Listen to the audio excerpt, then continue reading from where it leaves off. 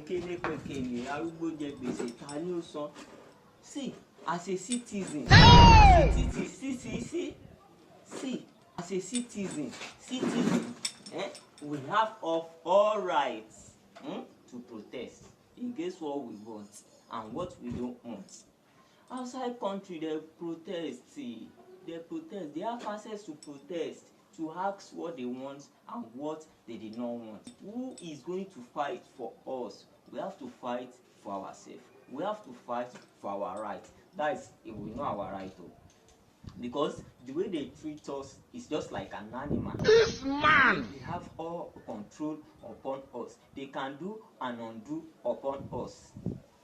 But when they need us, in the times of election, they go around requesting people help. They beg us to vote